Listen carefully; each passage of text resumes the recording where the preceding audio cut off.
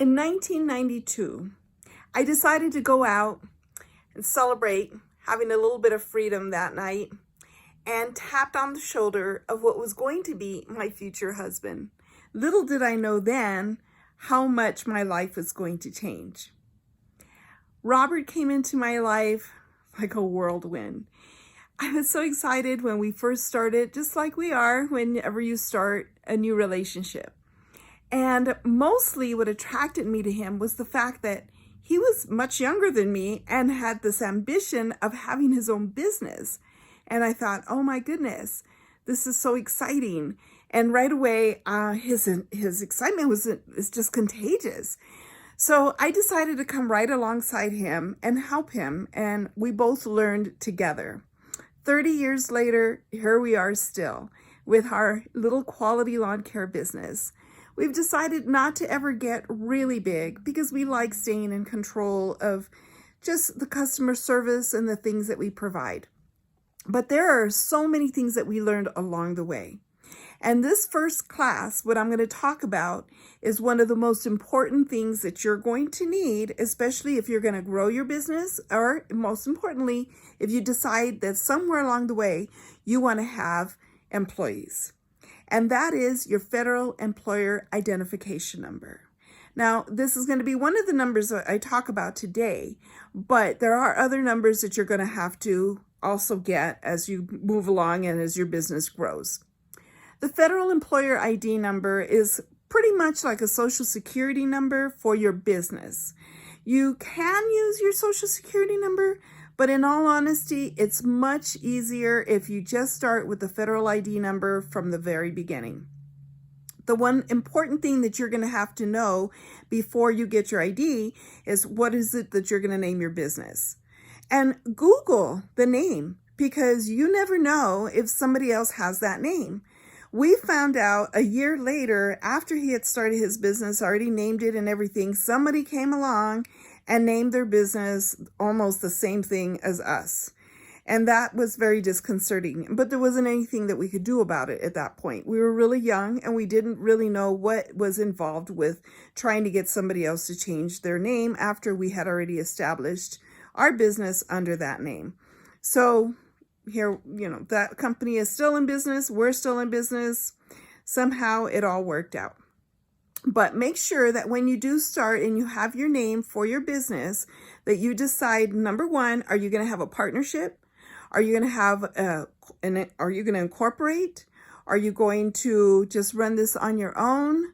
My husband and I decided early on that we were just doing this by ourselves, but then later on we incorporated. So that's something that you could talk to your tax professional or a lawyer about. But initially, if you could just start with your federal ID number and know what your name of your business is, that's going to get you started. Okay? So in order to get the number, you apply for it. Just like you apply for anything else, you go online to irs.gov and you can put in there, starting a small business or federal ID number. I'm going to give you there's an attachment here that's going to show you some of the things that you can put in there in the search bar in the irs.gov site. That's going to help you to get started in that direction. Most of the time you have to do this during the week, Monday through Friday, and submit your application with all of your information. We decided we wanted to have a P.O. box, so we got the P.O. box before we signed up because that's where we want all of our mail to go. We decided we didn't really want to use our home address. We didn't want anyone to have our personal information. So we got a P.O. box, and all of our applications, all of our IRS forms, everything that we apply for, everything that we do goes through that P.O. box. I feel like it's really secure. It's locked. I feel like we get most of our mail delivered there without any problems. And so if you want to do the same thing, that's fine. If you have a place of business, that you have an address that you want to use, you can do that as well. And if you feel secure in getting home mail at your home, then by all means that as well. But make sure that you have an address that you're going to be able to use on that application. If you want to have a different phone number, that's the same thing. Just make sure you have those kinds of things lined up before you start with your federal ID number. Once you have your federal ID number, you're going to find that you're going to use that number in so many ways. First place you're going to do it is if you decide that you want to hire employees, then what you're probably going to want to do is go to your state's unemployment office. You don't have to go to the office per se. You just need to find out what their website is. So in our case, I live in New Mexico. It's the Department of Workforce Solutions. And I believe that that's what it's called in other states as well.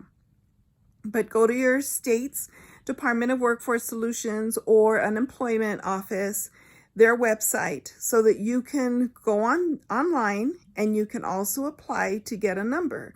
You're going to have to log in, have your login, have your password, all of that. Be ready to do all that when you get to your unemployment site, so that way you can submit all of your information.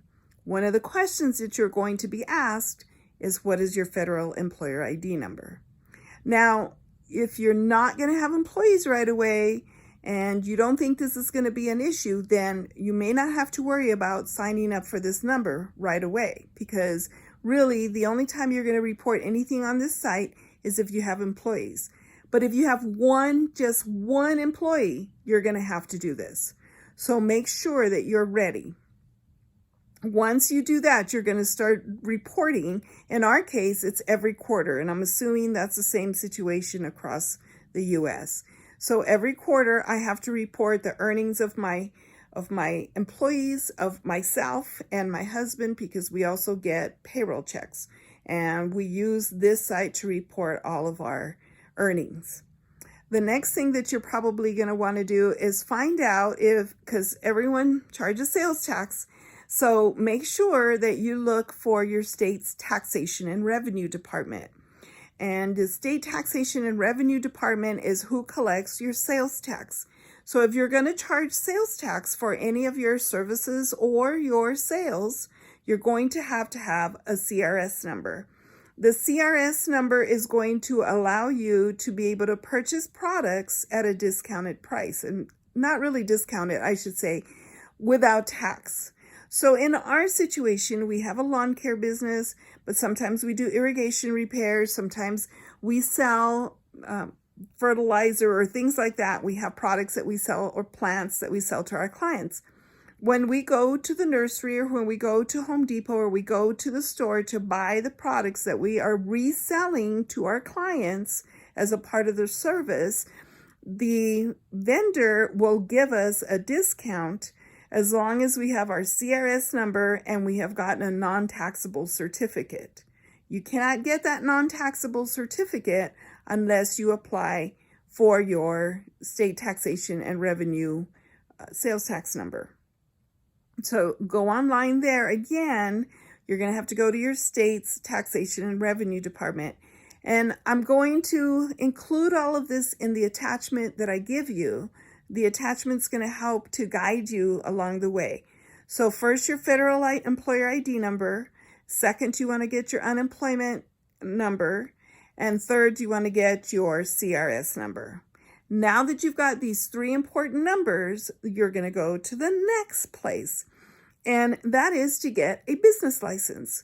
So if you're going to do business in your city, you want to check with your city and find out what is the cost for a business license. In Albuquerque, it depends on the size of your business.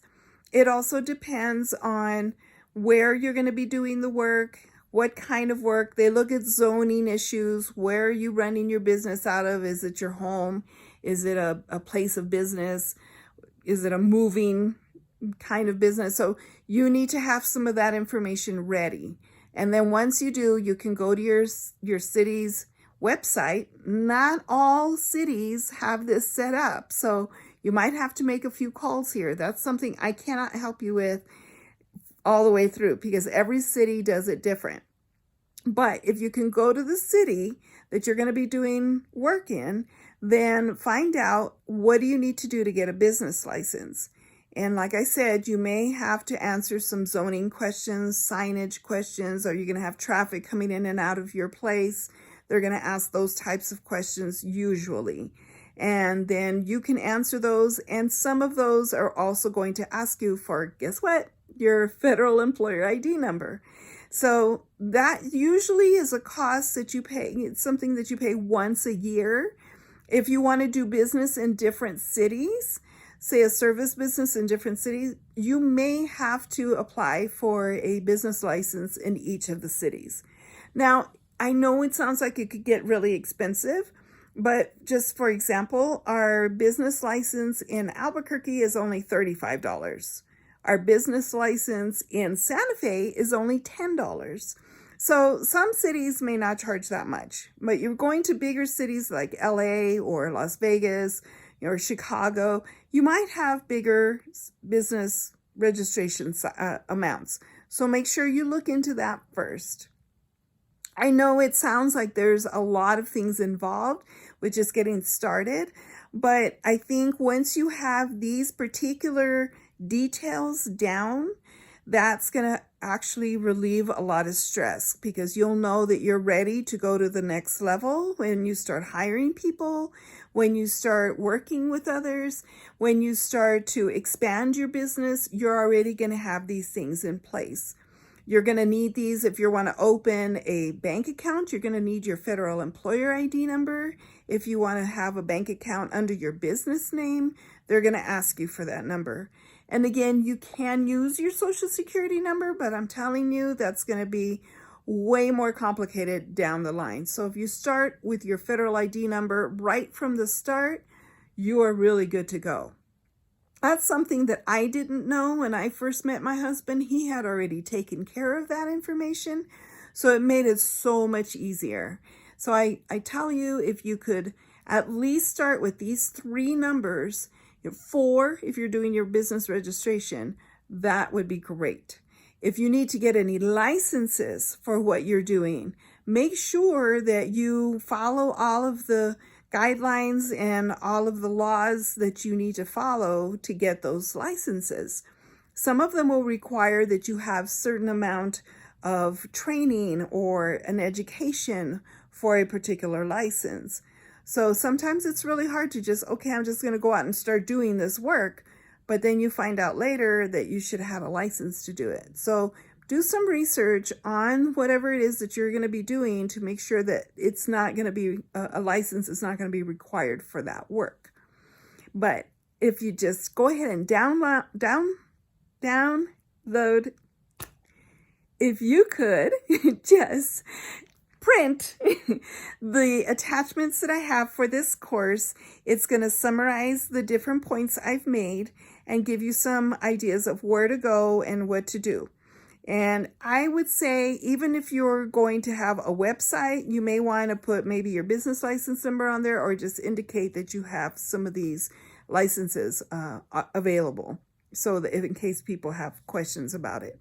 But good luck with that first part. That's your homework. Go out, go to those websites, research your name, make sure you're not using somebody else's name, and then go to the next step and start applying for your numbers so that you can get yourself going in the right direction. We'll see you in the next one. The next lesson is all about banking. Should you use a credit union or a commercial bank account? We'll see you in the next video.